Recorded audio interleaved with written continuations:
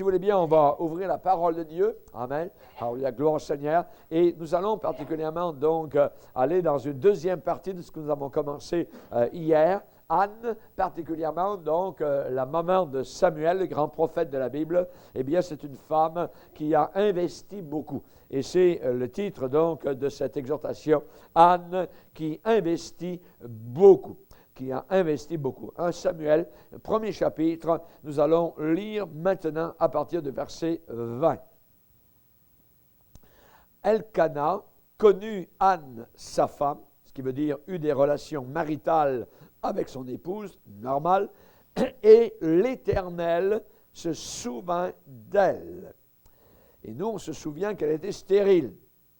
Dans le cours de l'année, Anne devint enceinte, et elle enfanta un fils qu'elle nomma Samuel, car, dit-elle, je l'ai demandé à l'Éternel.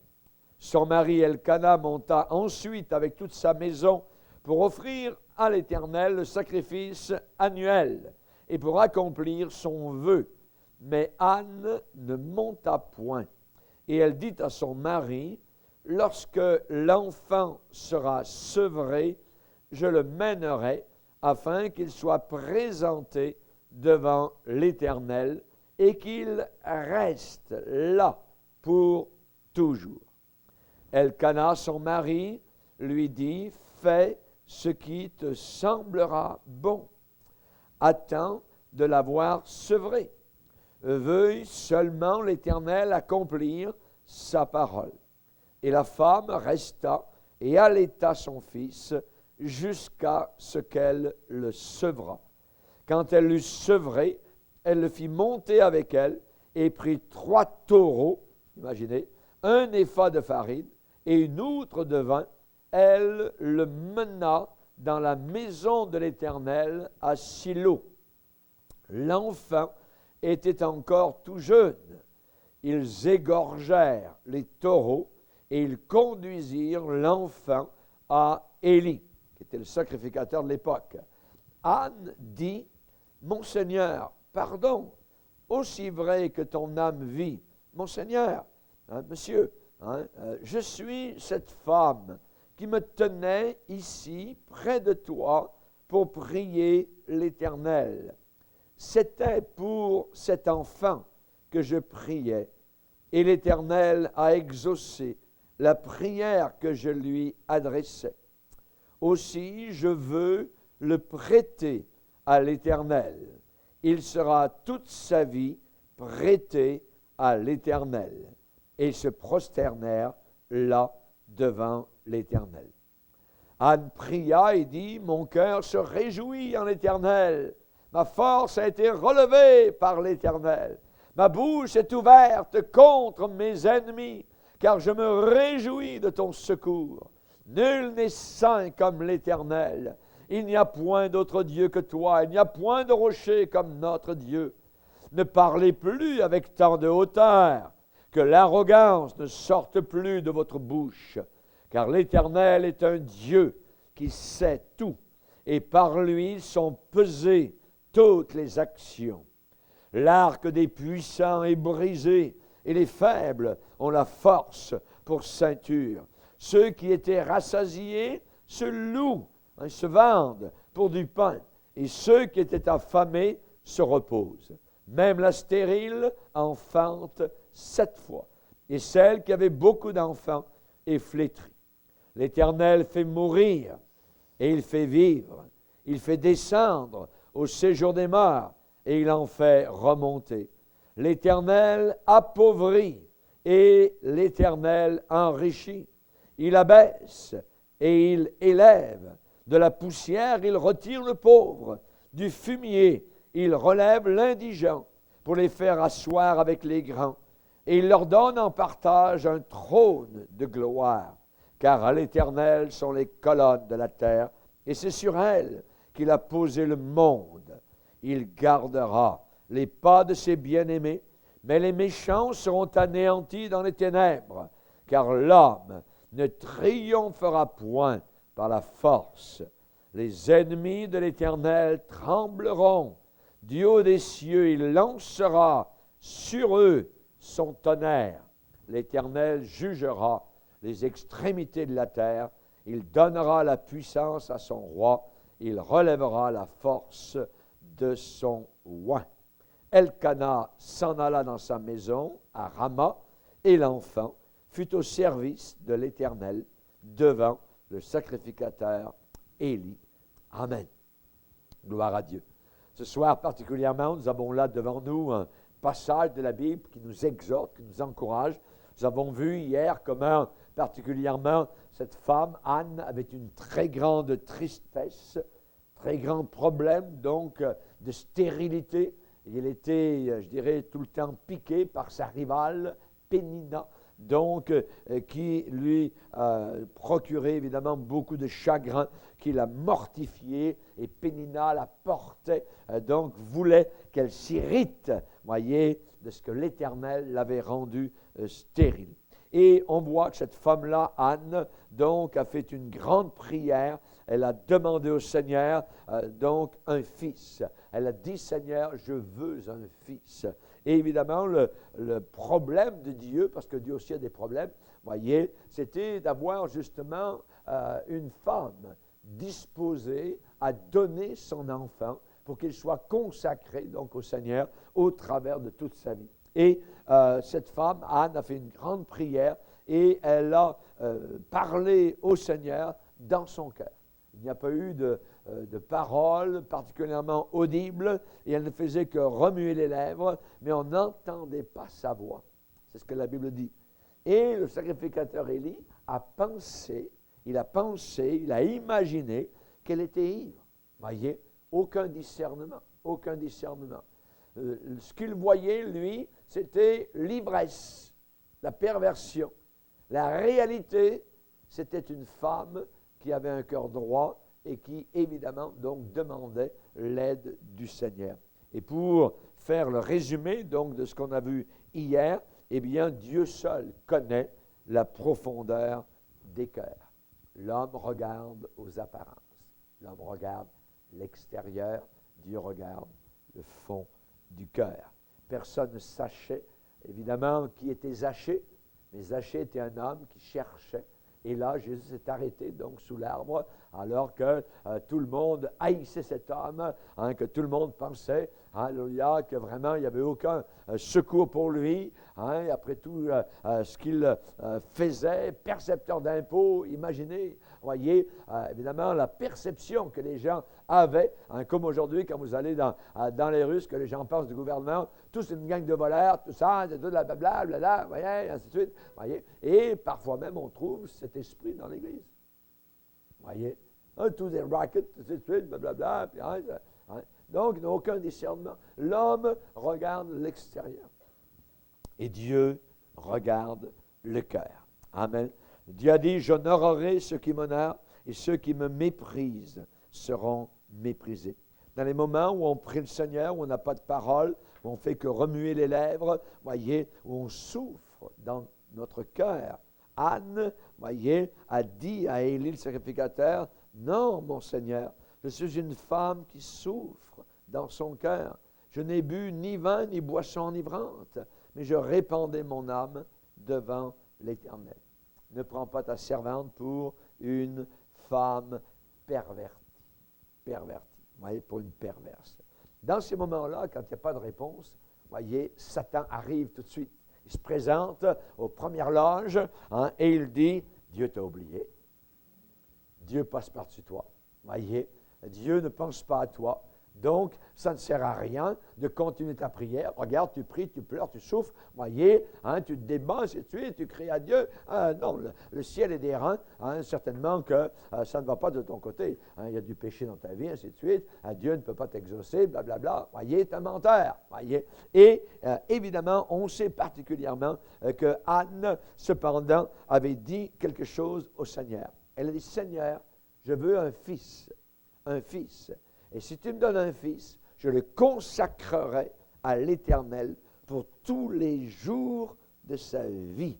Et le rasoir ne passera pas sur sa tête. Ça veut dire vœu de Naziréa qui veut dire, donc, comme Samson et d'autres, et particulièrement Jésus, eh bien, donc, les cheveux longs qui montraient à cette époque-là, dans l'Ancien Testament, particulièrement, donc, un vœu fait au Seigneur de consécration totale au Dieu trinitaire. Et on voit que finalement, eh bien, quand elle a prié, quand elle a répandu son cœur, elle a tout dit au Seigneur, et il est dit qu'elle est retournée chez elle, et elle s'est mise à manger.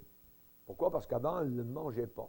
Vous voyez, la nourriture ne disait absolument rien. Vous voyez, quand vous avez un problème, vous voyez, qui est tellement grave et tout ça, vous pourrez aller dans la cuisine, sur le frigo, ce n'est pas ça qui vous intéresse. Et nous sommes actuellement dans une semaine de jeûne et prière, et ce qui nous intéresse, ce n'est pas le frigo. Ce qui nous intéresse vraiment, donc, c'est le Seigneur. Et vraiment chercher la face de Dieu, comme cette femme-là. Mais une fois qu'elle a eu prié, qu'elle a, je dirais, comme répandu, et il y a eu comme quelque chose dans son cœur qui s'est passé, il est dit que son visage ne fut plus le même. Son visage ne fut plus le même. Le visage reflète l'intérieur. Voyez? Le visage reflète ce que vous êtes à l'intérieur. Et à l'intérieur, c'est comme si maintenant, il y avait une sorte de repos. Voyez? Elle avait tout, je dirais, débarrassé son cœur. Alors, il y a de tout ce qu'il pouvait y avoir. Elle avait tout dit au Seigneur. Comme la Bible dit dans un psaume, répandez votre cœur devant l'Éternel. Répandez, voyez, votre cœur. Comme on répand, je dirais, un seau d'eau, voyez, on répand totalement. C'est ce qu'elle avait fait. Il dit, son visage ne fut plus le même.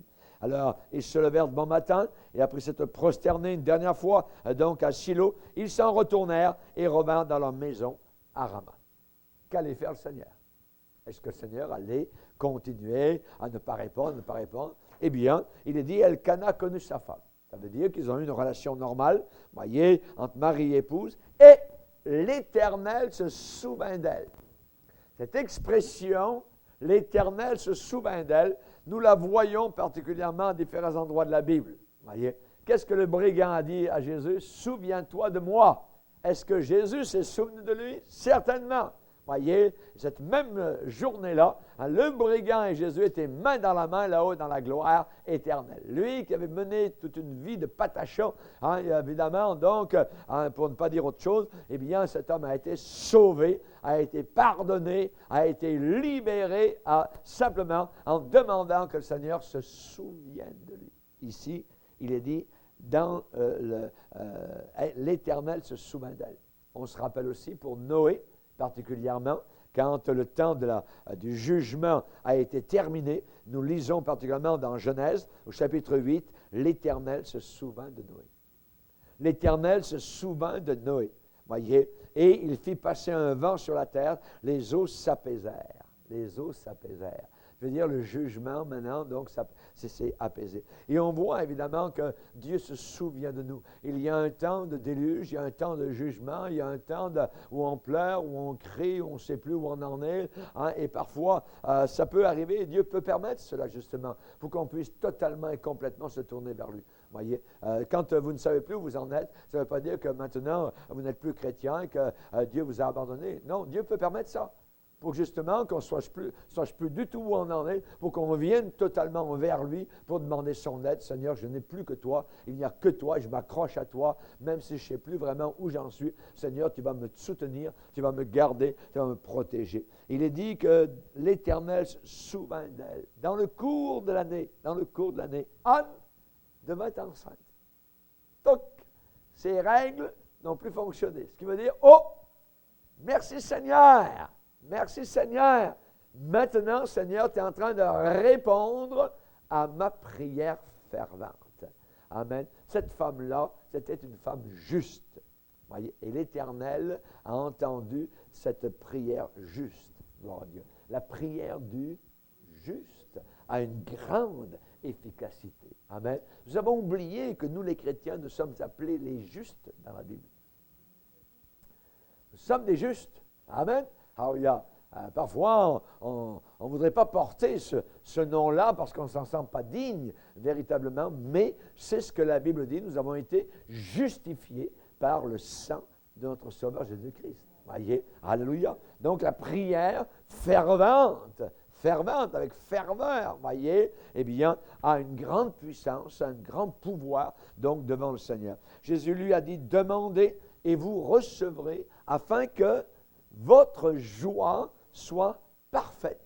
Soit parfaite, voyez. Donc, le Seigneur parle d'une joie parfaite. Est-ce que vous pensez que cette femme-là, voyez, quand elle a vu qu'elle était enceinte, sa joie n'a pas été glorieuse, voyez? Certainement que soudain, après les pleurs, l'amertume, la tristesse, le chagrin, voyez, après Pénina, voyez, qui l'attaquait tout le temps, qui l'accusait, qui, ainsi de suite, voyez, soudain, le miracle de Dieu. Alléluia. Dieu opère un signe en sa faveur. Demandez et vous recevrez, afin que votre joie soit parfaite. Gloire au Seigneur. Dans le cours de l'année, Anne devint enceinte.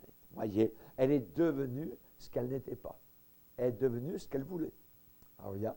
Elle est devenue ce qu'elle voulait. Et vous allez recevoir selon votre cri. Vous allez recevoir selon ce que le Seigneur donc a promis dans les Écritures. Vous savez, il y a des gens qui font des promesses au Seigneur quand ils sont dans la détresse.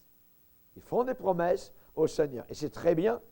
Mais ensuite, lorsque l'orage est passé, ils oublient. C'est terminé. Il y a des gens qui ont fait des promesses au Seigneur. Seigneur, si vraiment tu me sors de ce pétrin, si tu me guéris, Seigneur, je serai à l'église à toutes les réunions. Je paierai fidèlement mes dîmes, mes offrandes. Je serai à la réunion de prière.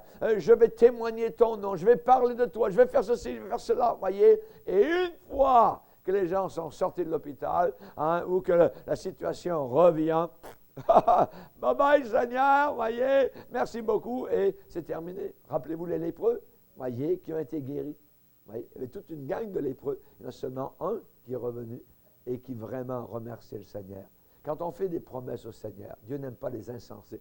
Il faut que vraiment nous appliquions. Et cette femme Anne, elle avait dit, Seigneur, si tu me donnes un fils, il sera toute sa vie consacré à toi. Voyez. Et ça demandait un sacrifice. Ça demandait une séparation. Ça demandait que maintenant, voyez, il s'en aille donc de la maison à un âge très jeune, qu'il soit placé donc dans une sorte de, je dirais, de lieu religieux ou à Silo, donc pour la formation donc des sacrificateurs de l'Éternel. Et vous savez que Dieu lui fait toujours honneur à ses promesses. Il honore toujours ses promesses. Il honore ses promesses. Voyez, maintenant, il y a eu un délai. C'est vrai qu'il a été imposé à Anne, mais par ce délai, voyez, eh bien, ça a été évidemment une bénédiction inimaginable. Premièrement, elle a eu son fils tant désiré, et deuxièmement, Dieu a eu l'instrument qu'il réclamait. Dieu lui aussi voulait un instrument, voyez. Donc, si Anne avait gardé pour elle son précieux bébé, Israël certainement aurait péri. Il suffit simplement de quelques hommes, voyez, qui se lèvent dans un temps terrible, voyez, et qui annoncent le message de l'Évangile pour que les choses changent dans une région, dans une province, dans un pays.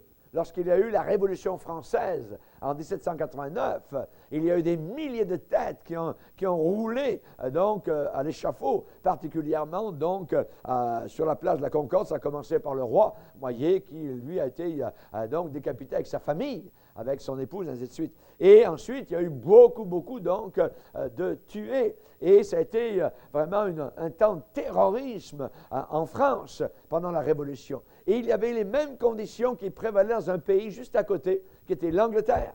C'était pareil, ça s'en allait vers une révolution, et encore là, vers un carnage. Mais en Angleterre, il y a eu ce qu'il n'y a pas eu en France. Il y a eu en Angleterre des prédicateurs qui sont levés et qui ont annoncé aux foules le message libérateur. Et les gens sont repentis. Et au lieu d'avoir des milliers de têtes coupées, au lieu d'avoir un bain de sang comme ça a eu lieu en France, ça a été un réveil spirituel à cette époque-là en Angleterre. On a besoin de l'Évangile. Notre pays, il n'y a que l'Évangile. Il n'y a rien d'autre. Les gens pensent la solution, c'est l'instruction. La solution, c'est élevons nos enfants, instruisons-les. Voyez, vous pouvez instruire un porc tant que vous voulez. Voyez, Hein? Vous pouvez le faire rentrer dans un palais, voyez, mais là, dès qu'il verra une porte ouverte, tout ce qu'il veut aller, c'est vers la mer, voyez. Il aime bien se rouler dans la saleté. C'est la même chose, voyez. Les gens pensent que ceci est cela, puis on va agir comme si, on va mettre une loi là, c'est zéro. Il n'y a que l'Évangile, il n'y a que Jésus. Vous connaîtrez la vérité libérera. Amen. Il n'y a que la vérité. Nous sommes, je dirais, une partie de la solution. Que Dieu soit béni. Alléluia. Dieu, alléluia, a vu cette femme-là, lui a donné un enfant, et cette femme-là a dédié, a consacré son enfant totalement au Seigneur. Amen. Elle a confié son petit trésor au vieux sacrificateur à Silo. Et en plus, imaginez, c'était un rétrograde total.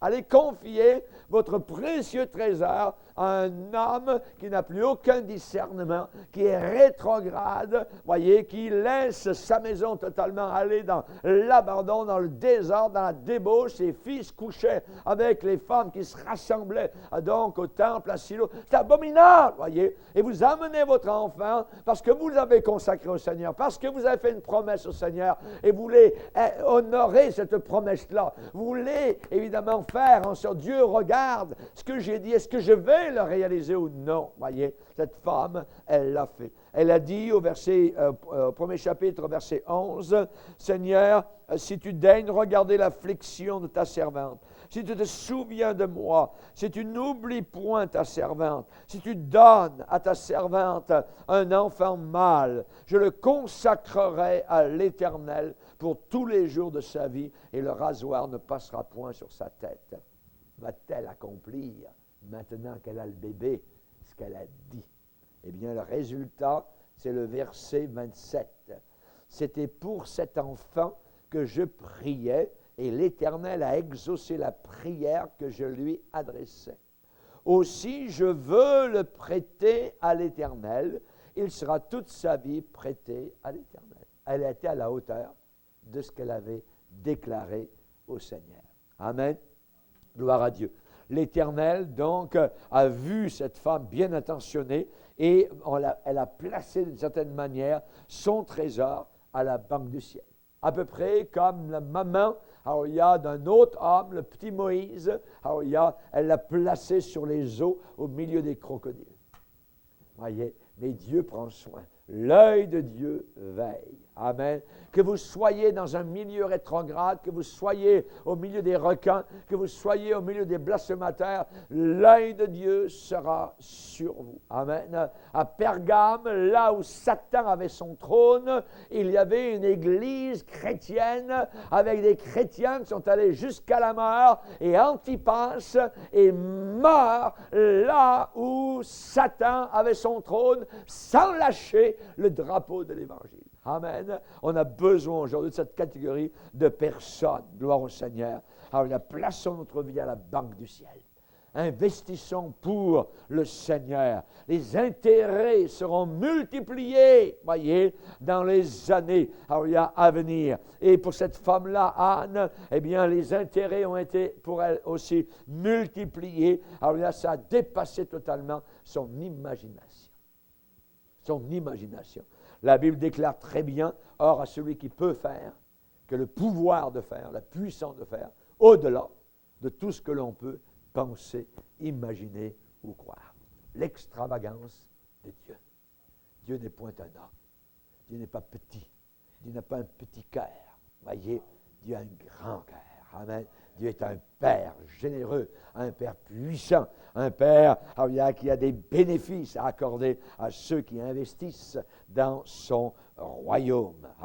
Elkana a dit, mon épouse, fais ce qui est bon à tes yeux. Voyez, fais ce qui est bon à tes yeux. Pourquoi a-t-il dit cela? Parce que le mari a autorité sur son épouse. Et si une épouse faisait un vœu à Dieu, mais que ce vœu ne plaise pas au mari, si le mari disait non, no way, pas question, à ce moment-là, le vœu que l'épouse avait fait tombait à zéro. C'est le mari qui avait le pouvoir, donc, sur son épouse, par rapport à des paroles qu'elle aurait dites, par mégarde, des vœux, bla, ainsi de suite, voyez, hein, et si le mari considérait que cela n'avait pas de bon sens. Mais ici, on voit particulièrement, son mari lui a dit, chérie, fais ce qui est bon à tes yeux. Il a accepté, il a ratifié, donc, ce vœu qu'elle avait accompli.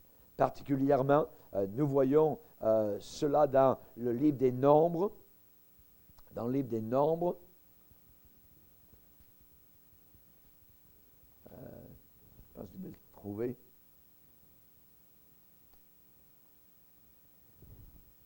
Juste pour vous dire un petit peu, donc, cette chose-là. C'est très intéressant.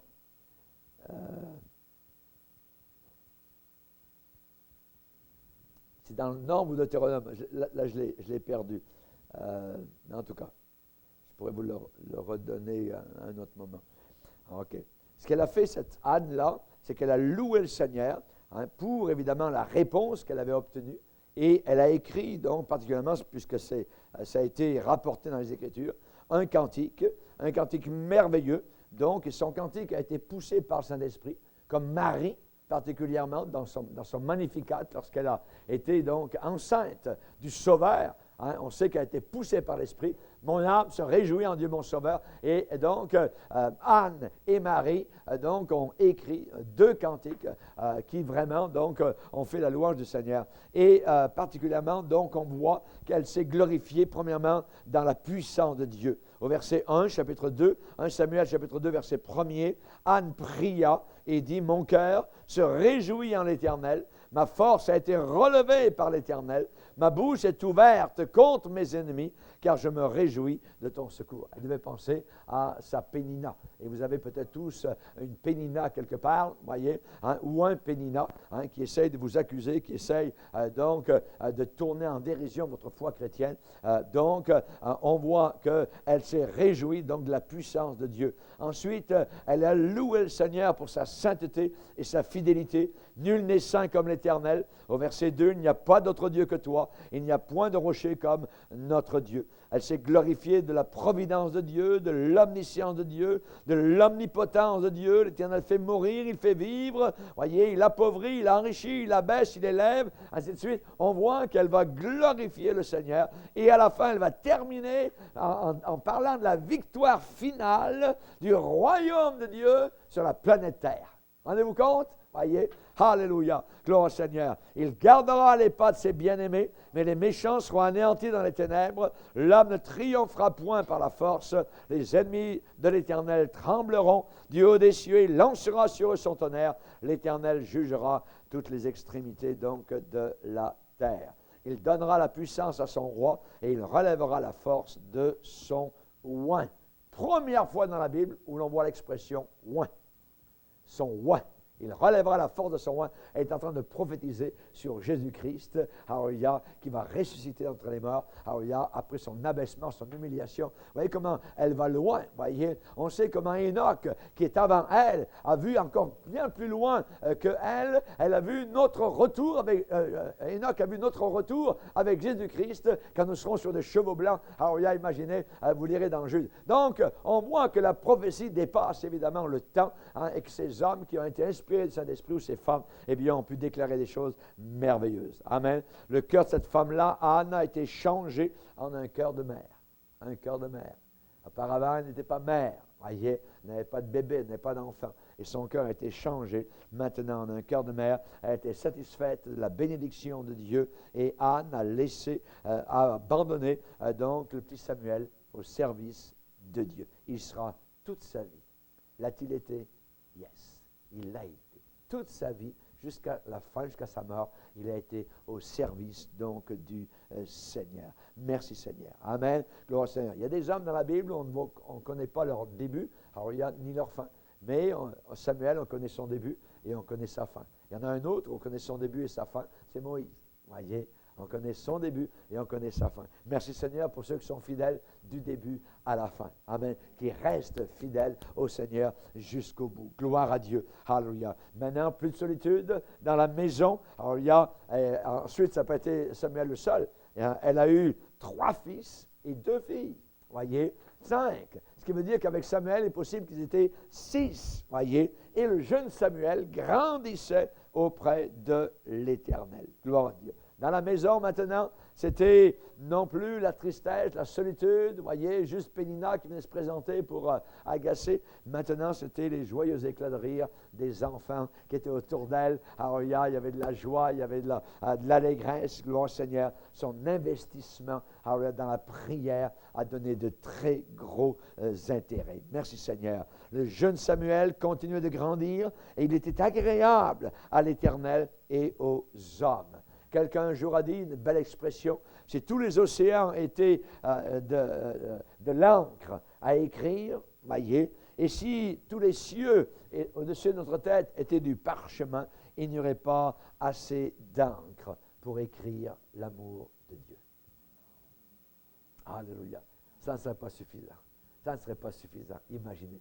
Amen. L'amour grandiose, puissant de notre Dieu. Et nous qui avons des petits cœurs, nous pensons que Dieu il nous aime moins, il ne nous aime pas beaucoup, peut-être aujourd'hui, tout ça, où je me lève, tout ça, je ne file pas bien, Seigneur, est-ce que ça va bien?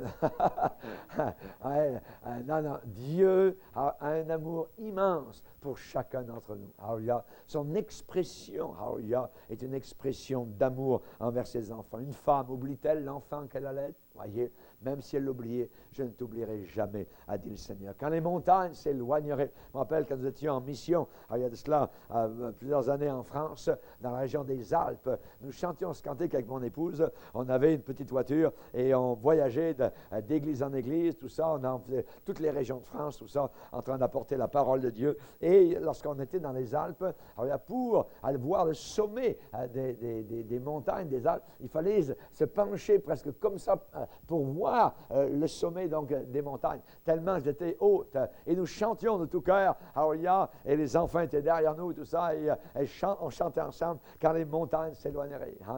Quand les montagnes s'éloigneraient, mon amour ne s'éloignera pas de toi. Et ces montagnes immenses, voyez, majestueuses, comment peuvent-elles s'éloigner, voyez? Comment les Rocheuses, les Pyrénées, les Alpes peuvent s'éloigner? Jamais de la vie, voyez? Eh bien, si ces montagnes-là s'éloignaient, bien, j'aimerais vous dire que l'amour de Dieu ne s'éloignera jamais.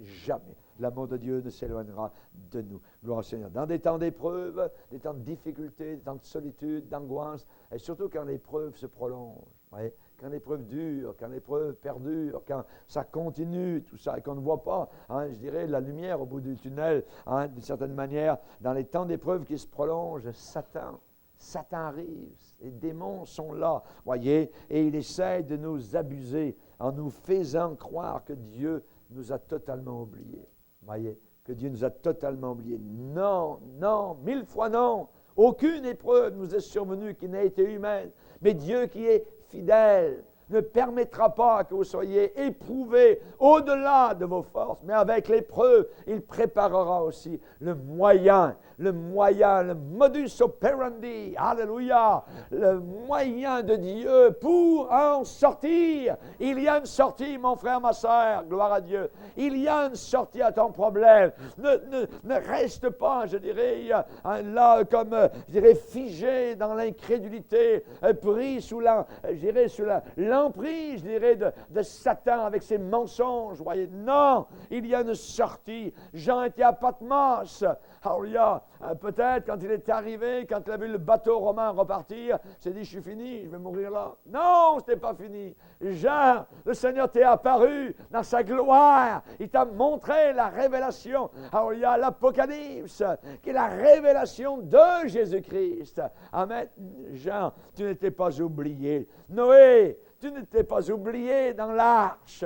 Dieu s'est souvenu de toi, alors qu'il n'y avait que 8 personnes sur la planète Terre, alors que tout était détruit, tout était mort, les animaux, les humains. Dieu ne t'avait pas oublié, gloire au Seigneur, que Dieu soit béni. Élie, qui se pensait tout seul, eh bien Dieu lui a dit, non, tu n'es pas seul, il y en a encore 7000 qui n'ont pas fléchi le genou devant Baal, qui n'ont pas baisé le diable, voyez. Et Élie était sous la protection du Seigneur. Alléluia. Abraham a intercédé, il n'était pas oublié, et à cause de son intercession, son neveu Lot a été sauvé de Sodome et Gomorrhe. Joseph en Égypte n'était pas oublié, même s'il semblait qu'il descendait de plus en plus vers la destruction, vers l'oubli total. Voyez, Dieu était là, Dieu l'observait. Et David dans le désert, alors qu'il avait reçu l'onction de Dieu, quand il avait des belles petites boucles enfantines quasiment, alors qu'il était adolescent,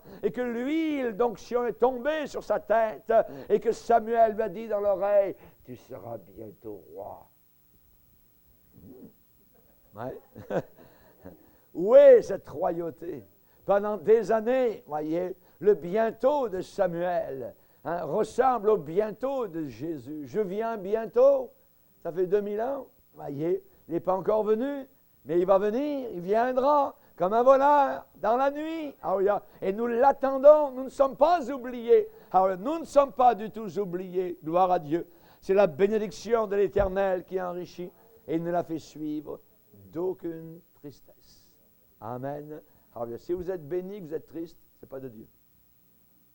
Et quand Dieu bénit, il n'y a pas de tristesse. C'est béni. Amen. C'est béni. Qu'est-ce que nous possédons, nous les enfants du Seigneur? La bénédiction de Dieu. Nous possédons la bénédiction d'Abraham. Relisez Romains, Galates. Gloire au Seigneur. Et la bénédiction de Dieu, être béni de Dieu, c'est plus précieux que les biens qu'il nous accorde. Voyez, sa bénédiction vaut mieux que les biens qu'il nous accorde dans sa bénédiction. Vous comprenez ce qu'on est en train de dire? Être béni, savoir qu'on est béni de Dieu, ça va bien avec le Seigneur, on est agréable au Seigneur. Vous savez comment la bénédiction de Dieu du temps de Moïse, c'était que l'Éternel te bénisse et te garde. Que l'Éternel te bénisse et te garde. Quand nous disons que Dieu te bénisse, bravo, oui, certainement. Mais pensons-le un peu. Voyez, souvent nous le disons de côté de l'autre, ouais, Dieu te bénisse, voyez. Mais réfléchissons à ce que ça veut dire. Que Dieu te bénisse, que l'Éternel te bénisse et te garde. Cela veut dire qu'il veut que l'on soit en sécurité dans son amour. En sécurité dans son amour. Voyez, n'oubliez jamais que votre nom est inscrit là-haut dans le livre de vie. Hey, les enfants de Dieu, Église du Seigneur, nos noms sont inscrits là-haut. Il y en a des pages, voyez. Il y en a des millions de noms là-haut. Alléluia, gloire au Seigneur. Que Dieu soit béni. Il ne nous délaissera pas. Il ne nous abandonnera pas. Gloire au Seigneur. Amen. Je sais en qui j'ai cru, a dit l'apôtre Paul. Je sais en qui j'ai cru. Ensuite, dans cette bénédiction, non seulement que l'Éternel te bénisse et te garde, que l'Éternel fasse luire sa face sur toi et qu'il t'accorde sa grâce. Sa grâce. Amen. On parle ici de pardon. Je suis pardonné. Je suis pardonné. Qui accusera les élus de Dieu? Qui va accuser les élus de Dieu? C'est Dieu qui justifie. Amen. C'est Dieu qui justifie. Que l'Éternel fasse luire sa face sur toi et qu'il t'accorde sa grâce. Notre Dieu est un Dieu qui pardonne et nous vivons dans son pardon depuis le jour où nous avons été sauvés. N'oubliez jamais la fosse d'où vous avez été tirés. D'où vous avez été tirés. Voyez, la croix, c'est la grâce. C'est la grâce. Gloire au Seigneur. Quand nous sommes venus ici-bas sur terre, tout avait été préparé. Le berceau, les langes, la maman, la chaleur du foyer, la petite chambre, tout ça, tout était préparé, gloire au Seigneur. Et là-haut dans le ciel, tout est préparé. Amen.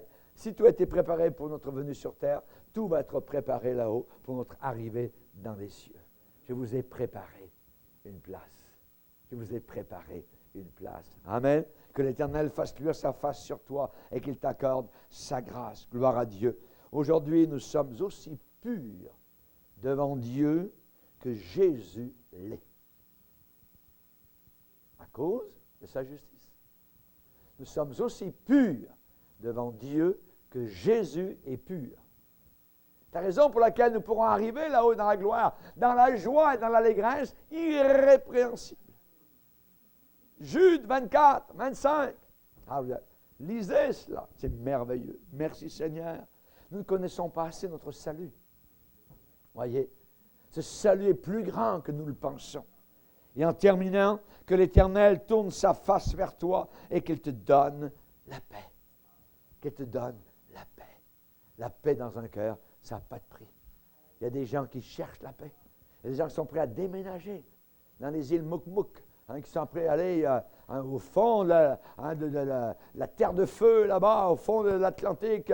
Ils veulent la paix, la paix. Il y a des gens qui ont déménagé, des Canadiens un jour qui ont dit on veut la paix, tout ça, et on va déménager dans des îles au fond de l'Atlantique, tout ça. Et la semaine où ils sont arrivés, ils ont déménagé. C'est merveilleux, là on va être en paix. Pouf!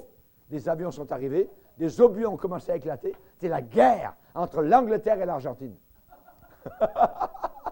Les petites îles, vous voyez où j'étais, c'est là que la guerre a commencé. Vous voyez, entre l'Angleterre et l'Argentine à cette époque-là. Chers amis, vous pouvez aller autour de la terre, voyez, chercher un petit coin tranquille. Ne cherchez plus, cherchez le Seigneur. Amen. Cherchez le Seigneur. On dit souvent, pour vivre heureux, vivons cachés. Nous, on ajoute en Christ. Amen. On va prier le Seigneur. Amen. On va l'adorer en terminant et on va vraiment le servir de notre cœur. Tout est possible avec Dieu. Dieu répond à la prière, encore aujourd'hui. Amen. Amen. Alléluia. Gloire à Dieu.